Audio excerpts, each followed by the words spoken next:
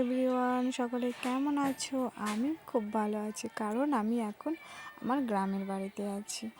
আর এখানে থাকতে আমার খুব ভালো লাগে। ব্যাঙ্গালোরে অতটাও ভালো লাগে না, কারণ ওখানে সারাদিন আমাকে একা একা থাকতে হয়, সেজন্য ভালো লাগে না।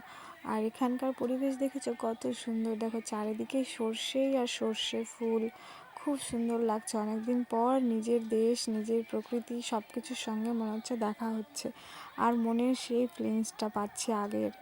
তো আমরা শাশুড়ি, বৌমা, ননদ মিলে এসেছি শাক তুলবো সর্ষের শাক, বোথার শাক আর সর্ষের ফুল, কারণ সর্ষের ফুলের বড়া খাবো আর 2 রকমের শাক ভাজা খাবো। আর এই শাক তুলতে না আমার খুব ভালো লাগে, কারণ আমি আগে আমার মার সঙ্গে গিয়ে শাক তুলে নিয়ে আসতাম, খুব মজা লাগতো। তো সেটা অনেক দিন পর শাশুড়ি মায়ের সঙ্গে এসেছি শাক তুলতে। যখনই শুনেছি যে শাক তুলতে যাবে, আমি তো খুব এক্সাইটেড হয়েছিলাম যে কখন যাবে, আমার ভীষণ ভালো লাগে।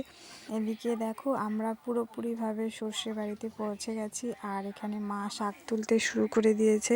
মা বোথা শাক তুলছে, আমিও বোথা শাক তুলবো, কারণ এই জমিতে প্রচুর পরিমাণে বোথা শাক হয়েছে, একদম খুব ঘন পরিমাণে হয়েছে, একদম গিজগিজ করছে বোথা শাকে। তো সেই জন্য বোথা শাকগুলো দেখে মনে হচ্ছে আরও বেশি বেশি করে অনেকগুলো তুলে নিই, এত বেশি হয়েছে। আর আমার খুব ভাল লাগছে শাক তুলতে, কতদিন পর তুলছি শাক। আগেও মা বলতো যখন শাক তুলতে যাওয়ার কথা, আমি রেগে যেতাম, যেতে চাইতাম না। আর এখন মনে পড়ছে সে দিনগুলোর কথা, আর নিজে থেকে ইচ্ছে করছে এখন শাক তুলতে যাওয়ার জন্য। কিন্তু এখন তো আর মার সঙ্গে যাওয়া হবে না, এখন শাশুড়ি মার সঙ্গে, তাই এসেছি। তো এদিকে আমাদের সর্ষের শাক, বোথা শাক প্রায় অনেকটাই তোলা হয়ে গেছে।